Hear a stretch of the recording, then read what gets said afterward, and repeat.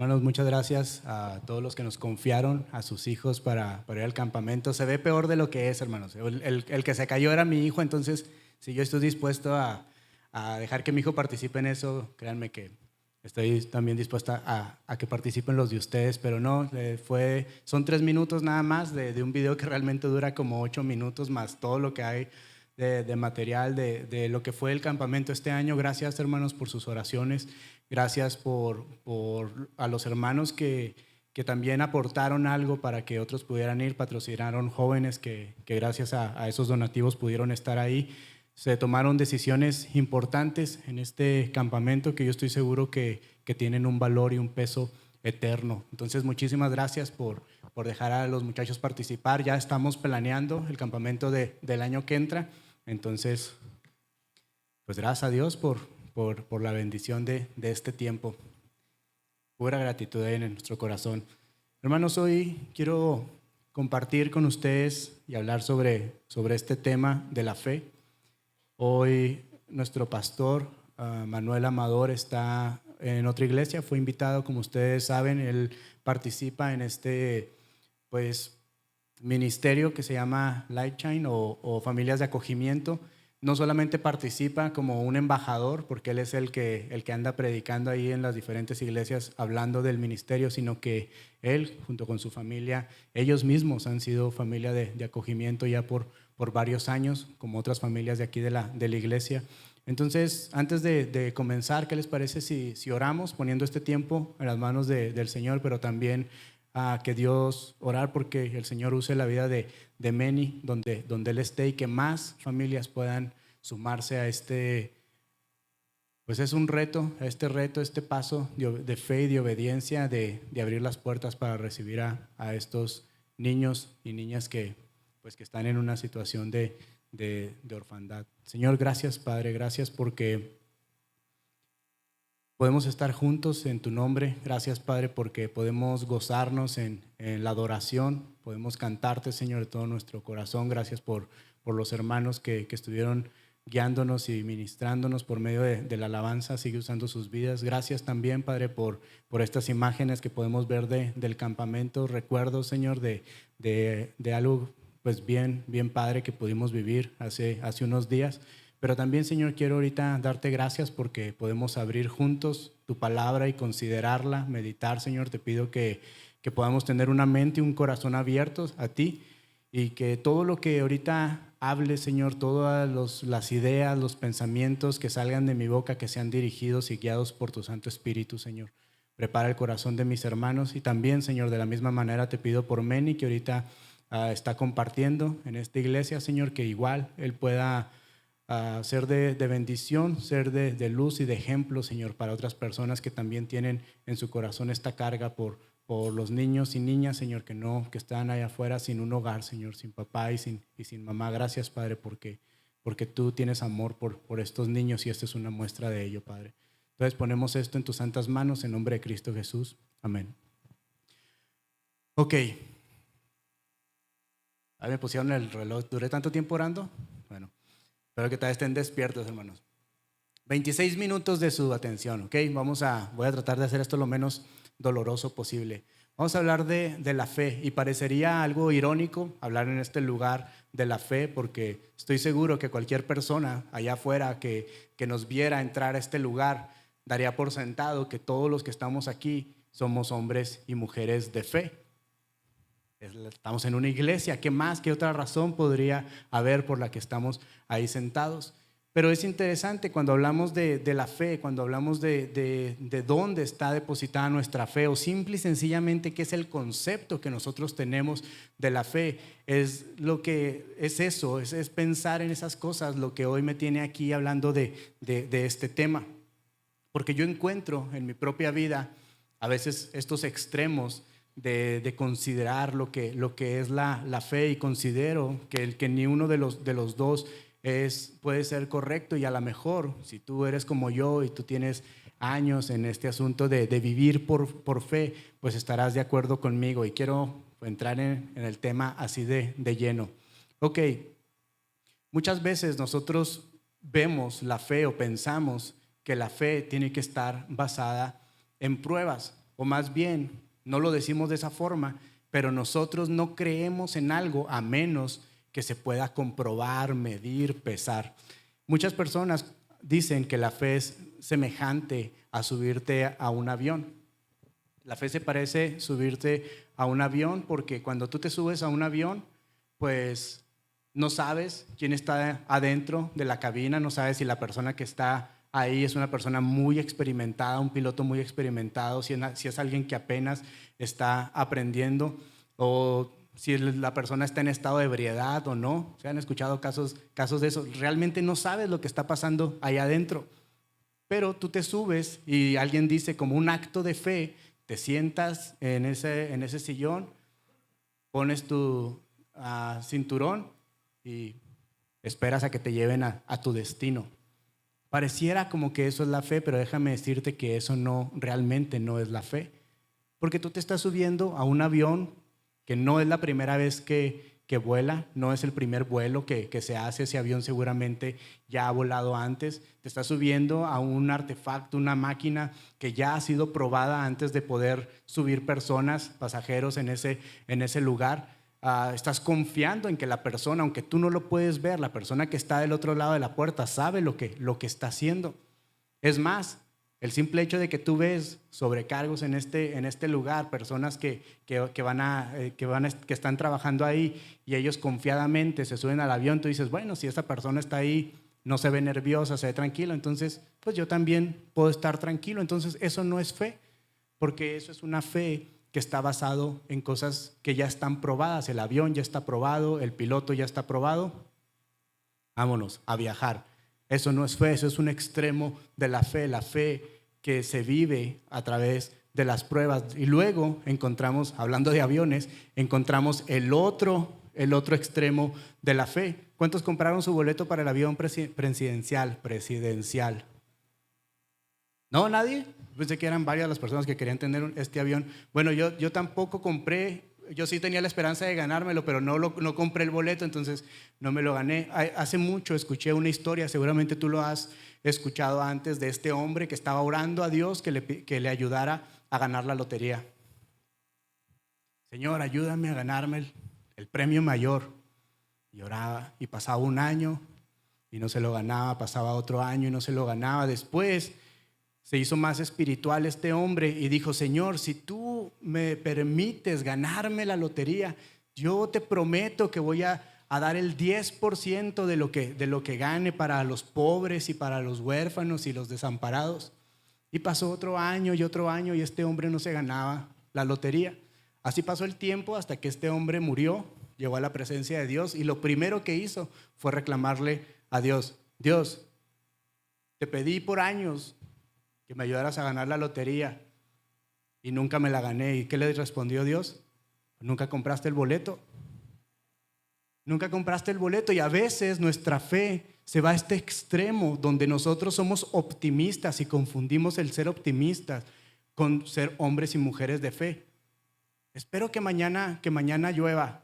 Está haciendo un calorón, sí, pero yo tengo esperanza de que va a llover. ¿Esperanza basada en qué? ¿Ya checaste el reporte meteorológico? No, es que yo tengo esperanza. ¿Esperanza puesta en qué? Espero que me vaya bien en el examen de matemáticas. ¿Estudiaste? No, de hecho ni entré a ni una de las clases, pero espero que me vaya bien porque ya oré. Espero que mi novia no salga embarazada. ¿Están teniendo relaciones sexuales? Sí. Pues hay probabilidades de que eso pase. Digo, no soy doctor, pero aquí está el doctor que me puede hablar de esas probabilidades. A veces nuestra fe más bien se parece más a ser optimistas que a realmente tener una fe que es lógica. Y a lo mejor ahora estás más confundido. Antes tú no tenías dudas de tu fe y ahora que te dije esto dices tú, pues ahora sí estoy confundido. Muchas gracias, Gabriel, ¿verdad? A veces esa es parte de mi trabajo, ¿ok? Cuando pensamos en este ejemplo de una fe basada en pruebas, hay una historia que está ahí en Juan. No lo vamos a leer, pero yo sé que conoces la historia y solamente lo quiero mencionar. A los que les gusta apuntar es Juan capítulo 20, versículos 24 al 29, donde Llegan los discípulos de Jesús, lo vieron ya resucitado, no los 11, sino algunos de ellos, y llegan y claro, bien contentos, llegan con los demás y les dicen, ¿qué creen? Resucitó. Es cierto lo que él había dicho, Jesucristo venció a la muerte, pero entonces entre estos hombres, estos discípulos que no lo habían visto, estaba Tomás que dijo, la verdad, eso es bien difícil de creer. Y si somos honestos, hermanos, sí está bien difícil de creer. Pero Tomás fue un poquito más allá, unos pasos más allá y dijo, yo no voy a creer. Dijo, hasta que lo vea. ¿Sí dijo eso? Sí dijo eso, pero no nada más eso. Dijo, hasta que lo vea y ponga mis manos en sus heridas. Qué loco Tomás, ¿verdad? Pero bueno, llega Jesús. Alguien por ahí le chismeó, oye, Tomás no cree que resucitaste. No se crean, Jesús ya sabía todo, ¿no? Él llega y le dice, Tomás, yo sé que tienes dudas. Y lo llama que venga hacia él, agarra su mano y lo pone en su costado. Agarra sus dedos y los pone en sus heridas. Y luego viene ¿cómo será? Esta exhortación de parte de Jesús. Le dice, Tomás, tú crees porque viste. Tú crees porque tocaste mis heridas. Bienaventurados los que no vieron y creyeron. Hermanos, esto se trata de un asunto de fe. ¿Por qué es tan importante la fe? La fe no es creer, están los dos extremos. La fe no es creer hasta que tengamos pruebas como Tomás. La fe no es creer ciegamente. Pero entonces, ¿de qué se trata eso? ¿Por qué es tan importante? ¿Por qué se vuelve tan trascendente la fe? Bueno, porque según lo que dice Hebreos capítulo 11, en el versículo 6, sin fe es ¿qué? Imposible agradar a Dios. Les decía ahorita, tal vez alguna persona allá afuera pensaría, nosotros mismos pensaríamos de los que estamos aquí porque somos hombres y mujeres de fe, pero yo creo que va un poquito más allá. Yo creo que realmente la razón por la que estamos aquí es porque tú quieres agradar a Dios. Tú estás aquí porque tú piensas que esto es bueno para ti, porque Dios dice que es bueno y es una forma de obedecer, es una forma de agradar a Dios. Pero déjame decirte que si tú no tienes fe, es imposible agradar a Dios. No dice que es difícil, no dice que puede, que hay una probabilidad de que sí pase, dice que es imposible. Sin fe es imposible agradar a Dios. Es necesario que el que se acerca a Dios crea que ¿qué? Que le hay, crea que Él existe. Dios quiere la forma de acercarnos a Dios, el vínculo que nos une con Dios, que nos da acceso a la mente del Maestro, al corazón mismo de Dios, hermanos, es la fe. No hay otra forma. La obediencia, hermanos, la obediencia solamente sigue los pasos de la fe. Sin fe es imposible agradar a Dios. Por eso es que se vuelve tan importante este tema, por eso es tan trascendente, al menos para mí en el último mes y medio, es algo que me tiene dando vueltas en la cabeza. Lo que hoy estoy tratando de hacer es explicarte algo que yo mismo estoy aprendiendo, entonces tenme un poquito de paciencia. Y si tienes dudas, como siempre, te invito a que me invites un café. Te invito a que me invites un café, ¿no? Así que si quieres yo te lo invito, pero vamos a platicar. El punto es, si tú quieres hablar de esto, estoy dispuesto, ¿ok? Ahí mismo en Hebreos, en el capítulo 11, si algunos de ustedes abrió su Biblia, no me gusta poner los versículos ahí, hermanos, porque no los buscan en la Biblia. Estamos perdiendo ese ejercicio de buscar. Por eso nomás los pongo a la mitad para que veas lo demás. Hebreos capítulo 11, versículo 1. Para mí, esto es por excelencia la explicación de lo que es la fe. Y comienza diciendo así. Si tú piensas que yo no voy a abrir mi Biblia, estás equivocado. Es pues la fe. ¿Alguien ya lo encontró por ahí? Yo todavía no. Hebreos está casi al final de la Biblia, hermanos.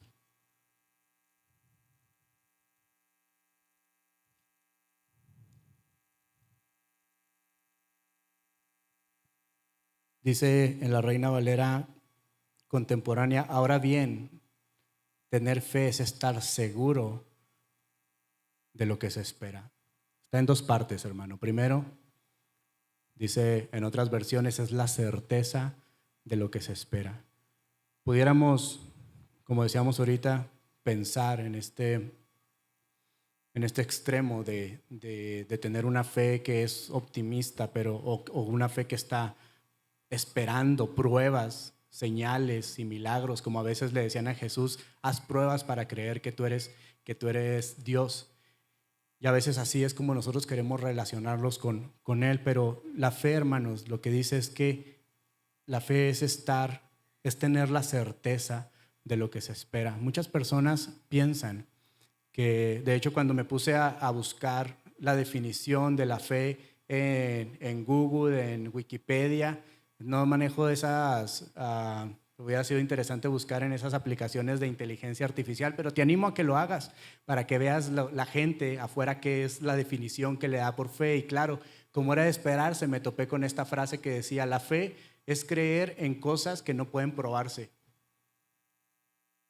Y cuando estaba estudiando esto y cuando vi eso, pateé una silla, no sé qué era, no pateé nada, nomás me enojé poquito, me indignó porque me insulta, ¿no? O sea, como cristiano, como un hombre de fe, me insulta que la gente piense que nosotros tenemos una fe ciega, porque yo estaba pensando, ¿cómo? Espérame, o sea, la fe que yo tengo, la fe en el Dios que yo creo es una fe puesta en el Dios vivo, en el creador del universo, en ese Dios que volteó a ver al pueblo de Israel siendo azotado y siendo golpeado por los egipcios y dijo, ¿sabes qué? Ya estuvo. Y millones de personas, ojo con esto, hermanos, millones de personas, y estoy hablando del pueblo de Israel, de los hebreos, vieron cómo el Señor aproximadamente por un año azotó y golpeó y humilló a los dioses que tenían los egipcios. Por alrededor de un año, millones de personas fueron testigos de cómo granizaba del lado de los egipcios y del lado de los hebreos no caía ni un solo hielito. Fueron testigos de cómo llegaban las enfermedades, llegaban las plagas. Y ni uno de esos chapulines, de esas langostas, llegaba y se comía el pasto de los hebreos. Pero no solamente eso lo estaban viviendo y lo estaban experimentando los hebreos. Del otro lado de la moneda, del otro lado del telón, estaban los egipcios sufriendo todas estas plagas por rebelarse contra Dios, por ponerse a las patadas, si me permite la expresión, por ponerse a las patadas con el único Dios vivo. Mi fe está basada en algo que no se puede comprobar. Ese mismo Dios sacó a este pueblo y lo llevó ¿a dónde? ¿De Egipto a dónde los llevó? Fuerte, hermanos. Al desierto, lo llevó al desierto. ¿Por cuánto tiempo? Por 40 años. Más o menos alrededor de 2-3 millones de personas estuvieron viviendo en el desierto por 40 años y su único sustento era Dios. ¿Pueden imaginarse eso? Y nosotros tenemos miedo porque las cosas están bien caras. Por 40 años, hermanos. No había un Oxxo a donde ir, no había una llave donde abrir, no había un pozo donde escarbar para sacar agua. Su único sustento era el Dios de Israel, el Todopoderoso. Él es el que les mandaba el pan del cielo. Él es el que hacía que salieran aguas, torrentes de agua de las piedras. ¿Quién hace eso, hermanos? No solamente eran las personas, era el ganado que traían estas personas. Y todos los días eran testigos de la fidelidad de Dios. Una fe basada en algo que no se puede probar. La historia, hermanos, sustenta la palabra de Dios. La geografía sustenta la palabra de Dios. Las leyes morales que están escritas aquí siguen siendo las mismas desde que se escribieron. Allá en este monte, ¿no ha pasado de moda honrar a nuestros padres? No ha dejado de ser una ley que si tú le robas a alguien, si tú le dices mentiras a alguien, es pecado. Eso sigue siendo vigente. De hecho, si la humanidad nos rigiéramos por estos 10 principios, estas 10 leyes, estos 10 mandamientos, no tendrías que tener rejas en tu casa. No tendrías miedo de dejar a tus hijos ir al campamento. No tendrías miedo de dejar a tus hijos salir en la noche. Y si tú quieres sacar a Dios de la ecuación, nomás seguir lo que son los 10 mandamientos, funcionan, hermanos. ¿Por qué? Porque salieron de la mente y del corazón de Dios.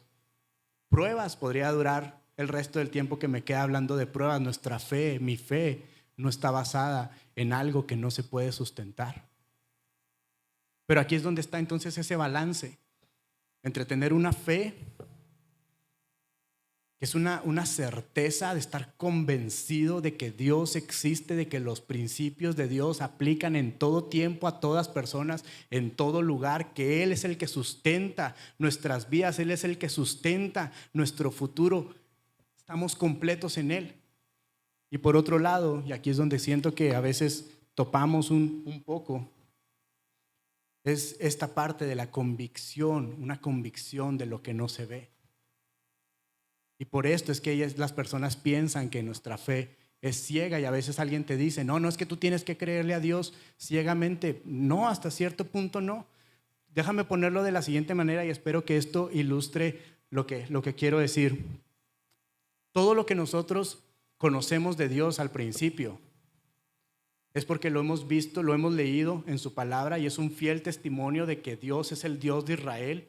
Él escogió al pueblo de Israel para mostrar su poder, para que el mundo supiera que Israel tenía un Dios y que ese Dios estaba por encima de todos los dioses, que ese Dios realmente es el único Dios y que fuera de Él no hay Dios. Entonces nosotros leemos las historias del pueblo de Israel, Abraham, Noé, David, Ruth, todas esas personas, y eso, hermanos, es como una base donde nosotros podemos apoyarnos y pisar y decir, estoy seguro, estoy parado sobre la roca, sobre la evidencia de la existencia de Dios. Pero entonces viene esta otra segunda parte de la idea de lo que es la fe, y es esa convicción de lo que no se ve. Y aquí es donde estamos acercándonos a la orilla, y Dios es donde nos empieza a invitar a dar ese paso de decir, ahora ya no quiero que sea el Dios de Abraham, ya no quiero que sea el Dios de Sara, ahora quiero ser tu Dios. Ahora quiero escribir mi historia en tu vida. Quiero cambiar el rumbo de la sociedad, quiero cambiar el rumbo de lo que está pasando a través de ti. Y es donde muchos nos quedamos, hermanos, y no damos ese paso de fe. No es una fe ciega porque estás parado en lo que Dios ya hizo. Es el Dios de Abraham, es el Dios que sacó con mano poderosa a su pueblo de Egipto. Pero ese Dios te está invitando y te está llamando a lo que es lo desconocido. Y es donde a veces nos da miedo caminar. Dice la Biblia en Romanos que lo invisible de Dios se hace claramente visible a través de ¿qué? De la creación. Nos acusan o pueden pensar las personas de creer en un Dios que no existe. ¿Cuántos de aquí han visto a Dios con sus propios ojos? Nadie. ¿Cuántos de aquí han escuchado la voz de Dios con sus propios oídos?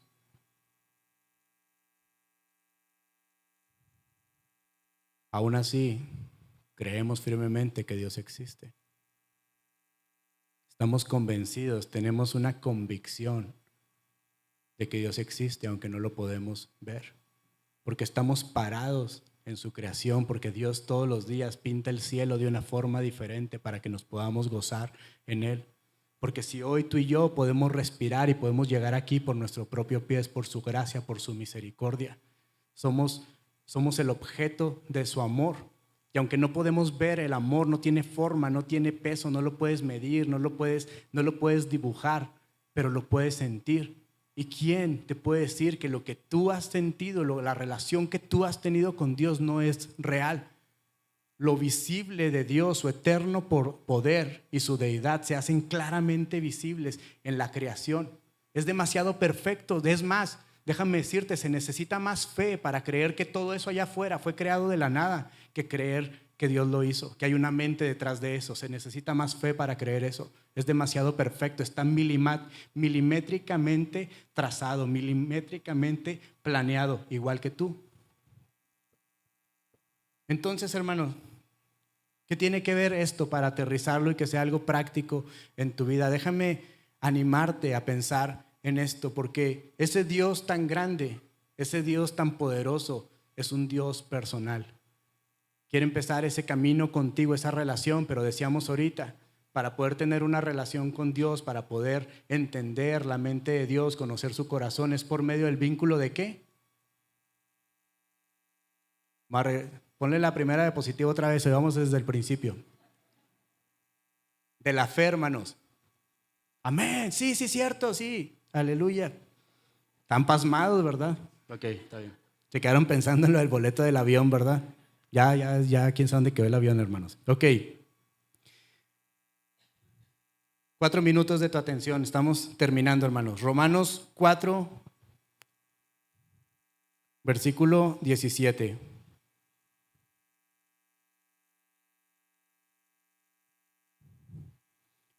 Romanos 4, 17, hermanos, está hablando de esta promesa. El contexto es Pablo hablando, escribiendo a los romanos, está hablando de la fe de Abraham. Pero quiero que piensen, que me acompañen en este momento a pensar en este versículo, en el 17, hablando de este tema, dice, como está escrito, te he puesto por padre de muchas naciones. Y lo es delante de Dios. Se está diciendo, es una realidad. A quien creyó, el cual da vida a los muertos y llama las cosas que no existen como si existieran. Y aquí es donde quiero enfocar este asunto de la fe que puede ser tan amplio, tan profundo. Hoy solamente quiero que pienses en esta área donde Dios te invita, este paso que va más allá de lo que ya está establecido y esa área donde Dios está llamando, que yo llamo los terrenos de Dios. Y para estar en los terrenos de Dios, tienes que entender cómo es Dios, tienes que saber que Él está acostumbrado a llamar lo que no es como si fuera, a llamar lo que no existe como si existiera. En Génesis, en el capítulo 1, el relato de la creación, dice, Dios en el principio creó el cielo y la tierra estaba desordenada ahí, vacía, y las tinieblas cubrían la faz del abismo. Era el lugar más oscuro porque no existía ninguna fuente de luz, no había electricidad, no había lumbre, etcétera. Dice, la tierra estaba desordenada y vacía, las tinieblas cubrían la faz del abismo y el Espíritu de Dios se movía sobre la superficie de las aguas. Y dijo Dios que haya ¿qué? Que haya luz, y hubo luz. Y fue Dios, hizo un contrato con la Comisión Federal de Electricidad y luego le pusieron la luz. Eso dice, Dios habló, llamó a la luz y fue la luz. Hasta el cuarto día Dios hizo el sol, la luna y las estrellas. Quiere decir que por los 3 primeros días de la creación de este mundo, Él fue la luz que alumbraba todas las cosas. No la electricidad, no los relámpagos, no la lumbre, era la presencia de Dios. La luz no existía, pero Dios la llamó y ahora existía. Él es la luz, Dios llama lo que no es como si fuera. Hablábamos del ejemplo de Abraham y Sara. ¿Cuál fue la promesa? Que Dios iba a hacer de ellos ¿qué? Una gran nación. ¿A quién le está dando esta promesa? A unos chavalones llenos de vigor. Eran las personas ya entradas en edad. Pero por si esto fuera poco, no podían tener hijos, eran estériles. Y Dios está diciendo, voy a hacer de ti una gran nación. Eso parece casi es una broma, ¿no? Es un chiste. Si yo hubiera estado ahí, pues hasta misma Sara se rió, ¿no? Ya en un punto dijo, no, se me hace que a Dios ya se le fue la olla, ¿verdad? ¿Cómo? No es posible. ¿Por qué? ¿Por qué pudo pasar algo así? Porque Dios llama lo que no es como si fuera, porque Dios tiene la capacidad de hacer que un hombre y una mujer que ya están entrados en años, que no han podido tener hijos, puedan salir de ellos una gran nación. Y allí están las evidencias de esa promesa, hermanos. Dios llama a lo que no es como si fuera. En Samuel, Primera de Samuel, capítulo 16, versículo 7, el contexto es cuando Dios desecha a Saúl como rey porque él le falló a Dios, dejó de creerle a Dios. Entonces Dios lo reemplaza y manda a Samuel a esta tarea de buscar el nuevo rey y le dice, vive en tal casa, y le dio la dirección, le mandó la ubicación. Entonces llegó Samuel y empieza el desfile de estos hombres que eran los hermanos de David, fuertes, guerreros, guapetones, como algunos de los muchachos que están aquí. Qué guapos muchachos. Y decía, ese no es. Pasaba el siguiente, ese no es. Ese no es. Dios le decía, ese no es. Y ya después dice el propio papá de estos muchachos, pues ya se me acabó, ya no hay nadie. Y le dice, seguro, porque Dios me mandó aquí, la ubicación es esta. Pues todavía hay uno, pero no creo que ese sea. Y cuando entra, es donde sale este versículo. Te animo a que leas la historia, es una de mis historias favoritas. Samuel 16:7 dice, pero el Señor le dijo, le dijo a Samuel, no te dejes llevar por su apariencia ni por su estatura, porque este no es mi elegido. Yo soy el Señor y veo más allá de lo que el hombre ve. El hombre mira lo que está delante de sus ojos, pero yo miro ¿qué? El corazón. Y hoy quiero animarte a esto. Si tú has creído en el Señor Jesucristo como tu Salvador, déjame decirte que todas las promesas que están aquí son para ti, que sus misericordias son nuevas cada mañana, pero después de eso vienen cosas más profundas que tienen que ver con tu identidad. Ahí en Efesios capítulo 2 dice que la fe es un don de Dios. Entonces quiero animarte a que tú le pidas a Dios que Él quite la venda de tus ojos y te permita verte a ti mismo con los ojos de Él. ¿Sabes qué dice la palabra de Dios de ti? Que eres perdonado. A lo mejor esta semana el diablo te está acusando y te está diciendo, ¿cómo puedes llamarte cristiano? ¿Cómo puedes juntarte con ellos? A lo mejor los jóvenes, fuiste al campamento, hiciste decisiones y llegas esta semana y vuelves a ser el mismo. Las mentiras del diablo diciéndote que no eres lo suficiente, que lo que hiciste no tiene perdón, que nunca vas a poder tener victoria sobre ese pecado, cuando Dios está diciendo, eres perdonado. Yo ya no tengo nada contra ti. Eres amado.